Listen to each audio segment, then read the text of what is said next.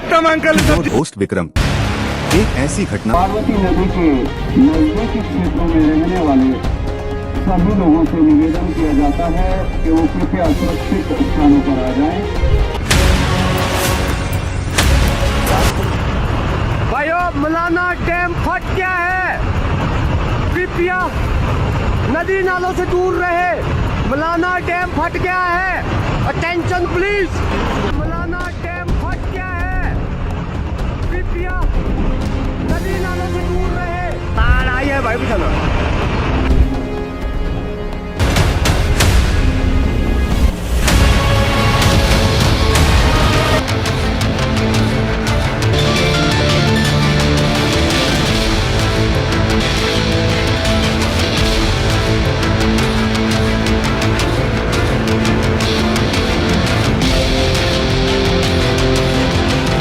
Larji dam और सुबह dam से अभी और अधिक पानी छोड़ा जा रहा है।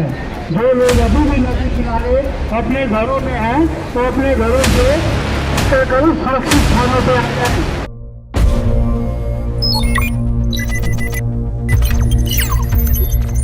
Welcome back to Trend Talks Time, where we bring you the latest and most engaging news and trends. I'm your host Vikram. एक ऐसी घटना की जिसने हिमाचल प्रदेश और पूरे देश को हिला दिया है। हाल ही में शिमला जिले के रामपुर में बादल फटने के कारण भारी तबाही मच गई है। रिपोर्ट्स के मुताबिक कम से कम 36 लोग लापता हैं, वहीं लगभग 3 बॉडीज रिकवर हो गई है।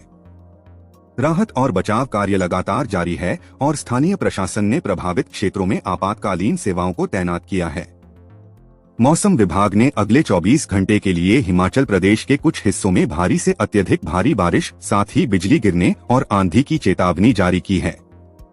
कुल्लू जिले में ब्यास और पार्वती नदियों में आई बाढ़ से सार्वजनिक और निजी संपत्तियों को गंभीर नुकसान हुआ है। मलाना नदी पर स्थित एक हाइड्रो पावर प्रोजेक्ट की बाढ़ ने भी स्थिति को और जटिल बना दिया है। केंद्रीय मंत्री और भाजपा अध्यक्ष जेपी नड्डा ने मुख्यमंत्री सुखविंदर सिंह सुक्खू से बात की और केंद्र सरकार की तरफ से हर संभव मदद का आश्वासन दिया। उन्होंने पूर्व मुख्यमंत्री जयराम ठाकुर से भी संपर्क किया और सभी भाजपा कार्यकर्ताओं को राहत कार्यों में शामिल होने का निर्देश दिया। राज्य के विभिन्न जिलों में भूस्खलन और बाढ़ की संभावना को लेकर भी चेतावनी जारी की गई है। एनडीआरएफ, पुलिस और स्थानीय बचाव दलों को प्रभावित क्षेत्रों में भेजा गया है। मुख्यमंत्री ने आपातकालीन बैठक बुला ली है और क्षेत्र की गंभीर स्थिति को लेकर सक्रिय रूप से कदम उठा रहे हैं। प्रधानमंत्री नरेंद्र मोदी भी हिमाचल प्रदेश की स्थिति की निगरानी कर रहे हैं और राहत कार्यों के लिए अधिकारियों से लगातार संपर्क में हैं। कांग्रेस नेता राहुल गांधी ने भी स्थिति पर चिंता जताते हुए मृतक परिवारों के प्रति अपनी संवेदनाएं व्यक्त की हैं। यह स्थिति अत्यंत दुखद है और कई लोगों की जिंदगी और संपत्ति को नुकसान पहुंचा है। अगर आप भी इस क्षेत्र में हैं, तो कृपया सुरक्षित रहें और अधिकारियों के निर्देशों का पालन करें। दोस्तों, ऐसी घटनाओं से हमें सुरक्षा और सतर्कता के महत्व को समझना चाहिए। इस खबर पर आपकी क्या राय है? हमें कमेंट्स में जरूर बताएं। That's all.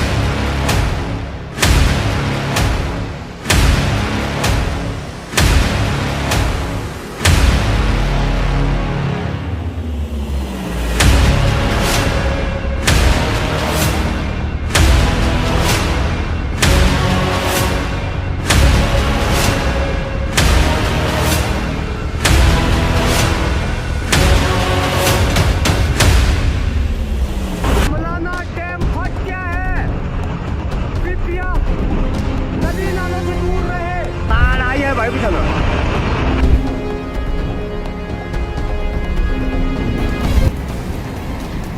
पार्वती नदी के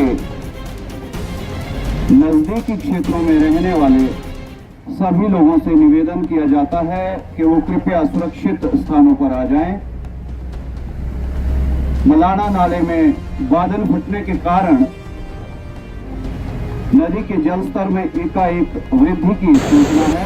नगर निगम मंत्री की ओर से सर्वसाधारण जनता को सूचित किया जाता है कि लारजी डैम और सुबह डैम से अभी और अधिक पानी छोड़ा जा रहा है। जो लोग अभी भी नदी किनारे अपने घरों में हैं तो अपने घरों से सुरक्षित स्थानों पर आ जाएं। धन्यवाद। आप अक्सर ये सोचते होंगे, जो हम बार बार कहते हैं कि बादल फट गया या क्लाउड बर्स्ट हो गया, ये बादल फटना दरअसल होता क्या है? बादल कैसे फट जाता है? क्या ये कोई गुब्बारा होता है, गुब्बारे की तरह फटता है तो फिर ढेर सारा पानी नीचे आकर गिरता है? क्या कुछ वैसा है? दरअसल बादल का फटना एक साइंटिफिक टर्म है जिसका इस्तेमाल मौसम वैज्ञानिक करते हैं, जिसे अंग्रेजी में क्लाउड बर्स्ट कहा जाता है या फिर फ्लैश फ्लड कहा जाता है। इसका मतलब ये हुआ कि अचानक से एक जगह पर बहुत ज्यादा तेज बारिश होना। 1 घंटे के अंदर अंदर मौसम विभाग के मुताबिक अगर 100 mm बारिश होती है या इससे ज्यादा बारिश होती है तो उसे बादल फटना कहा जाता है। ये ठीक उसी तरह है जैसे पानी का गुब्बारा अगर कहीं एक जगह पर फोड़ दिया जाए तो अचानक से सारा का सारा पानी एक जगह आकर गिर जाता है।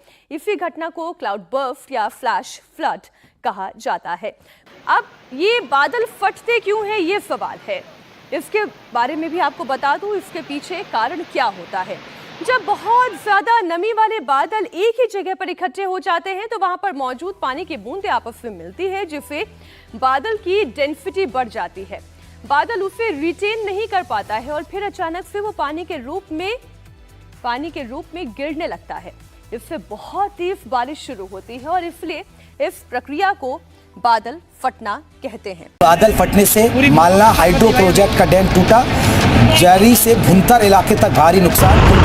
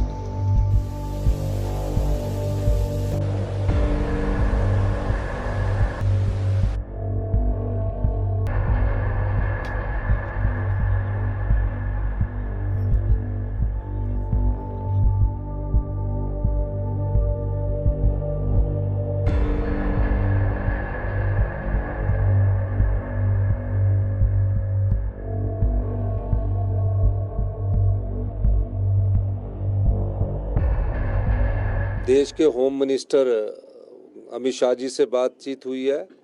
उन्होंने पूरी सहायता का हमें आश्वासन दिया है और कहा है कि हमने एनडीआरएफ की 2 टीमों को भी और भेजने की अनुमति दी है। हमारी 4 टीमें अभी कार्यरत हैं और अगेन वहाँ पे क्योंकि रोड्स कुछ कट गए थे तो इसलिए हमारी टीम को पैदल जाना पड़ा और वहाँ पे जैसे हम लोग जानते हैं कि पहाड़ी वो इलाका है तो कई जगह तो एक जगह तो उन्हें 10 किलोमीटर भी पैदल चल के जाना पड़ा और वो अपना जो इक्विपमेंट है थोड़ा हैवी इक्विपमेंट होता है उसको अपने साथ ले जाना पड़ा। तो बट समाव वो वहाँ पहुँच गए हैं, वो ऑपरेट कर रहे हैं। कई जगह से उन्होंने जो लोग फंसे हुए थे देवर वो मतलब जीवित थे पर फंस गए थे तो उनको वहाँ से इवैक्यूएट कर रहे हैं और जो मतलब अनफॉर्चुनेटली जिनकी डेथ हो गई है तो उनको भी वो वहाँ से निकाल रहे हैं। तो ये प्रोसेस अभी चालू है, अभी थोड़ा समय लगेगा ये पूरी सिचुएशन स्टेबलाइज होने में। एयर लिफ्टिंग के लिए बिल्कुल तैयारी में है, हालत में है। एयरफोर्स ने बिल्कुल गो हेड दे ही दिया था बट स्टेट ने पहले रिक्विजिशन किया था, फिर उन्होंने वहाँ पे जो मौसम ठीक नहीं है इसके चलते उन्होंने वो रिक्विजिशन अपना वापस कर लिया है। तो बिल्कुल तैयारी हालत में है, मतलब जहाँ ज़रूरत होगी आई थिंक सारे जो भी मीन्स अवेलेबल हैं वो सारे यूज़ किए जाएंगे। बेसिक पर्पज़ है कि जल्दी से जल्दी रिलीफ ऑपरेशन लॉन्च हो और हम लोग जो भी वहाँ पे फंसे हुए हैं, जो भी वहाँ पे त्रस्त लोग हैं, उनको कुछ ना कुछ राहत पहुँचा सके, उनको वहाँ से इवैक्यूएट कर सके, उनको रिलीफ दे सकें। That's all for today on Trend Talks Time.